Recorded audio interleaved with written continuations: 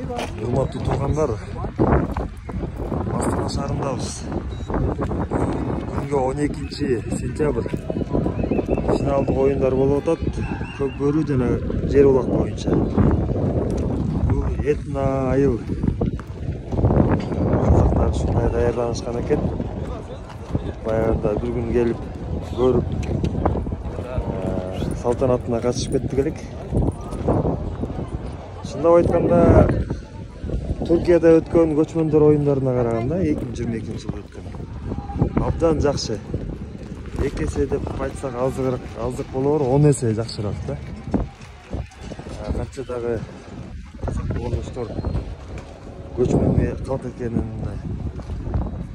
айгинелеп жакшы даярданышкан экен. Этно айыл, буларда эми спорттук ареналар абдан көп экен. Жакшы уюштурушуптур. Бет маңдайында эле ат майдан ошокто жайгашкан экен. Ат майданды өткөндө көрсөттүк, эми биздикинен кичирээк. Полоса алысыраак дедик. 2022-жылы өткөн көчмөндөр оюндарында Кыргызстандын дайындыгы дагы анчейин эместей туюлду эле. Мен анда спорттун улуттук түрлөрү боюнча директордун орун басары болуп иштечү элем. Кийген формалар дагы анчейин болбой калганда моюнга алып коюш керек да. Мен ошол кезде деле айткам. Бирок эми ал кезде мен жаңы ишке орношуп, анан көпчүлүктүн арасынан дагы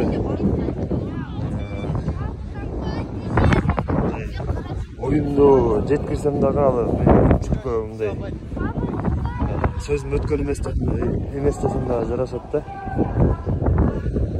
Ушундай даярданышкан экен.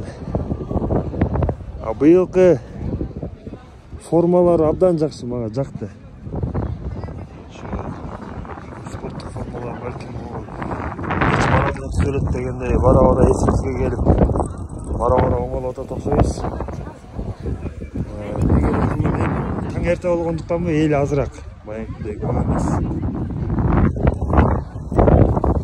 Пьедесталдар турат. Бияқта сода сатып баягы күчөп атты эле, кайнап. Бүгүн азыр келе элек окшойт. Бияқта көкө ер токум ат жабдыктары турат.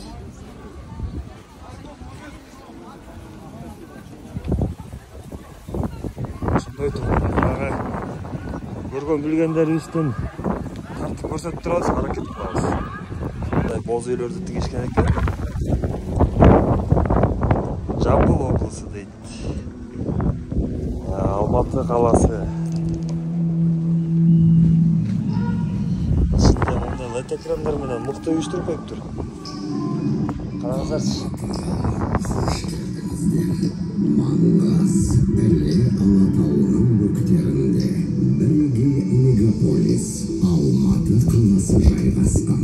Бул Казакстандын эң ири жана халкы тыгыз орналашкан каласы. Оңтүстүк Астана, Казакстандын эскерлик. Мыкты уюштуруп коюптур, көрдүңүздөрбү? Керек-элер жака лед экранды орноткон экен. Кычырата. Электроника бияқта. Заманбап. QR-коддор.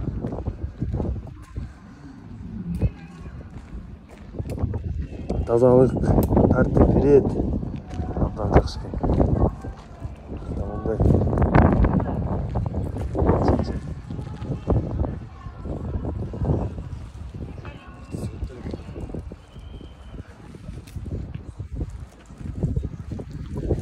Сатылабы же көргөзмөгөбү же? Сатылатыбы же көргөзмөгөбү? Сатылат. Нече теңге? 2 миллион теңгеби? Жакшы. Сиздерде да элечек дейби? Башка элечек,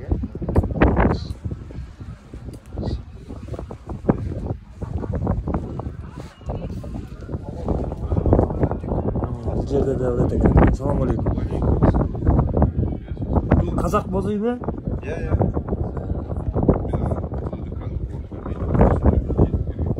Чам караганда 5 миң.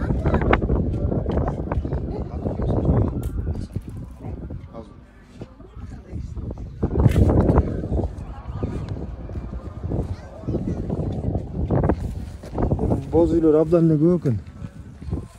Оң канат, сол канат. Ушундай. Бул Павлодар облусу дейт. Астананын жанында эле область.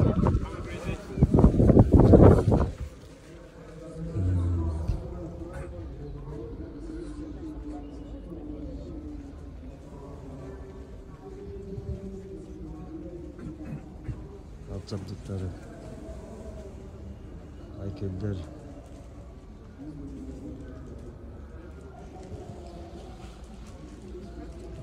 Ассаламу алейкум. Келен сараханбы? Жоқ, бұл қимақ қағанатын қаны қаған. Біздің Ертіс өңірін қаға кезінде қимақтар мекен еткен. Жақсы. Мен Кенесарыды ойлап тұрмын. Кенесары неде Көкшетау. Бұл қайсы Павлодар?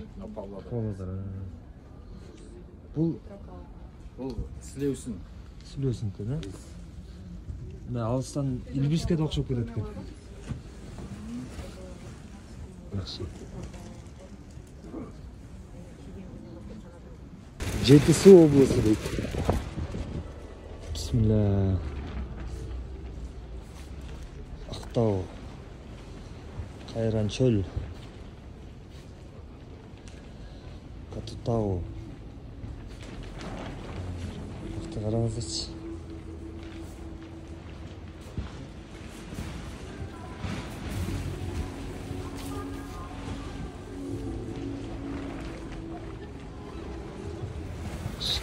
Рахмат.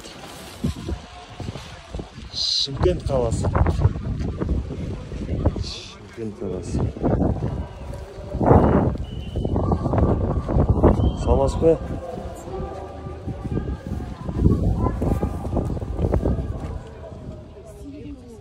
Саламатсыздар ба? Яқта киім-кешектер екен. Бая күндөн бери ат майдан толбой аттылар. Бүгүн киши абдан көп. 1 сааттан бери эл чума ушинтип көп келип атат. Казактар көңүл өтө көп. Кыргыздар да андан кем эмес. Бир ат майдандын бир 20-30%-ын элетип коюп турабыз буюрса кыргыздардан. Баягы күнү биздин фан клубту көрүп казактар да уюштурган окшойт, жаштарды алып келиптир. Мыкты, жакшы. Эми үчтүүсү жеңисин дейбиз. Өзүң жериңе тартасың да барыбыр. Ушул күндү, ушул учурду канча күттүк. 2016-жылдан бери бизде жакшы бир казак-кыргыз ортосунда оюн болду элек. Ал эми Түркияда болгон көчмөндөр оюндарында чындап айтканда аттарды жанагы ижарага алып оюн жакшы жүргөн эмес. Эми биякта ат чечет да көбүнчөсүнчү. Анан эми бияк ар кимиси өзүнүн аттары менен келди. Эми мыкты оюн болот деген ойдобуз. Эске сала кетсем 2016-жылы финалга чыгып казак-кыргыз. Кыргызстан 16-3 менен утса керек эле. Жаңылышпасам. Ошондо мына мыкты оюн болду эле. Ошондо эми бүгүн оюнду чыдамсыздык менен күтүп атабыз, кандай болор экен деп. Жакшы, баарыбызга ийгилик болсун. Урматтуу туугандар, мынакей.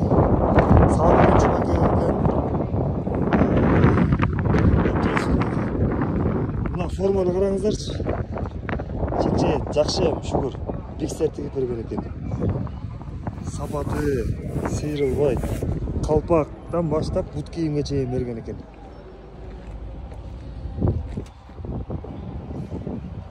Жакшы. Кут болсун байке.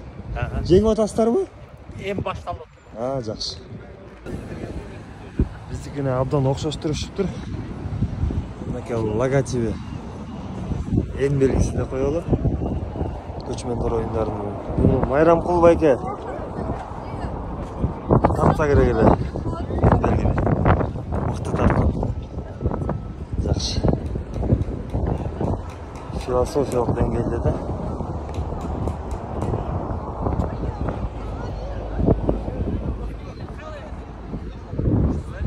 Бир гана жери булар жана кырсындай боло турган жер мен көрө алган жокмун да ушундай. Бияк Астананын айланасында андай тоо жок окшойт.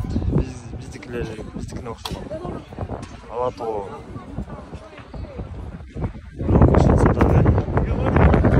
Тегиз талаага мыкты уюштурушуптур. Ипподром. Көрмандык кылып Кыргызстандан аксакалдар келген окшойт. Ассаламу алейкум. Кандайсыздар? Байланыштар менен. Рахмат. Көрмандык кылып келдиңиздер? Ооба, кандай? Жакшы. Каяктан келдиңиздер? Ялаттан. Барыңыздар тең. Суза карайм. Жакшы. Атайын көчмөндөргө деп. Атай. Же ошо көк бөр үчүн эле келдиңиздерби? Байлеш. Көп барыга. Казак кыргызда мындай оюн көптөн бери болуп элек, Көпкө күттүңүздөрбү? Чынын айтканда көп көттүк да. Бул оюндарды. Кандай болот деп ойлоп атасыздар? Өтө курч болот. Ооба. Муну Алла билет. Кимис утат, кимис коет бул спорт. Бир Алла билет. Бири утулат, бири утат. Александр. Кандайсыздар? Жакшы. Прогноз кандай болуп атат? Мындай артыкчылык, кемчилиги кандай? Казактардын артыкчылыгы, кыргыздардын артыкчылыгы, кемчилиги. Алардын командасын деле көргөн жокпуз да, көрө элекпиз. Бир азыраак көргөндө дагы эми бизге азыр эки өтө күчтүү команда. Башка командаларды салыштырып андай күткөн эл жок азыр. Ушул Казакстан, Кыргызстан эки жанагы күчтүү командаларын күтүп атат. Эки дөшө. Эки дөкөр. Кошумчалай турган эчтеке жокпу? Алардын эми артыкчылыгы ушу муляжга көнүшүп бирде ошо. Муляжда алар көптөн бери чабат, биздин балдар чапканда эки улак эле чабышты да. Муляжга көнгөн ошолор. Кантип ташташ керек, тай казанга кантип ташташ керек, жерге кантип ташташ керек, ошо муляжга көнүшүп бирде алар. Муляжга биздикилер теккеге көнгөн серки. Текке чапканда алыстан секирип кетип. Топтой болуп секирип атпайбы? Ошонусундан артыкчылык кылышы мүмкүн да. Анан калган жагынан биздин жигиттер артыкчылап деп үмүттөнүп турабыз эми биз. Туркияда болгон оюнда көкбөрдөн уткан. Көкбөрдөн утулуп калган да.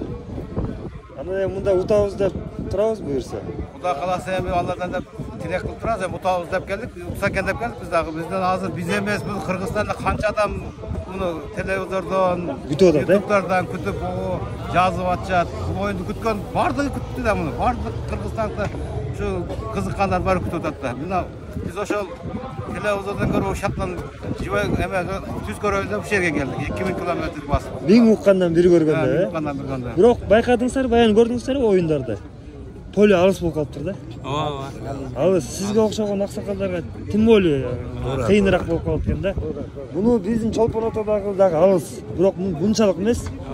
Аккулада, мына Аккуладан көрүп Турцияга дагы барып байлет этип келгенбиз. Кайерден келдиңиздер? Турцияга да баргам. Кайерден келдиңиздер? Жаллабат. Жаллабаттан келдиңиздер. Ушул жерде турасыздарбы? Жок. Эме бара, билетиңиздер бар, Жакшы, жакшы байкелер. Аман эсен. Жеңиш болсун бизде.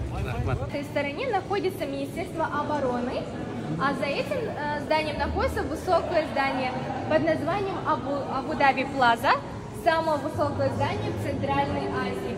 320 метров, 78 этажей, многофункциональное, там есть кафе, рестораны, отель, жилые дома, то есть все. Ридс Карлтон, 5-звездочный отель, похожее здание Талант Тауэрс, бизнес-центр. Между ними находится вот здание, похожее на китайскую архитектуру, это Пекин Палас, отель тоже. А на самом верху, на 23-м этаже, находится китайский вращающийся ресторан. Москва и рядом Санкт-Петербург, они бизнес-центры. Давайте дальше. Казахского народа. А в нижней части вот расположена казахская национально-орнаментальная полоса, бараний рог, символизирующий материальное благополучие. Общая композиция состоит из 2 килограммов золота и 6 килограммов серебра, а также она направлена на резиденцию президента, что означает приветствие с первым президентом. Вы можете приложить свои руки, фотографироваться, но у нас пока что очередь такая. Давайте пока на вторую композицию можем подойти.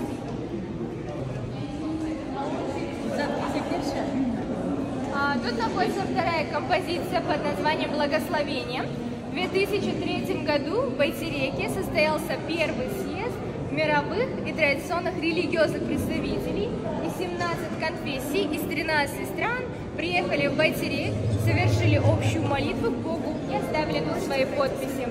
Например, тут находится Русско-православная церковь митрополит Мефодий, Римско-католическая церковь Папа Римский, юдаисты, буддисты, мусульмане, то есть разные религии. Потом построили пирамиду, которая находится за резиденцией, и каждые 3 года религиозные представители собираются в пирамиде. И последний съезд был в 2022 году, когда уже в Казахстан приехал более 100 религиозных представителей из 50 стран, а следующий съезд будет в следующем году. И последний — это птички, символизирующие независимость и свободу. Они сделаны из благих. Да, Как интересно.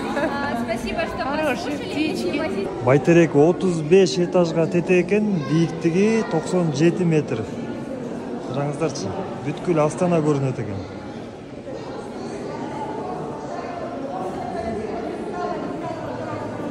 Киши көп абдан.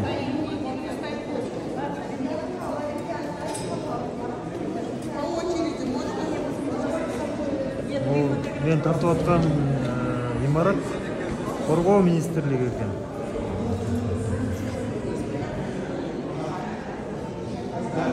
Биринчи кабаты фойес экен. 97-жылы курулуп баштап 2002-жылы ишке берилген экен. Кыскача тарыхы ушундай. Билгендерибиз айтып туралы ушинтип.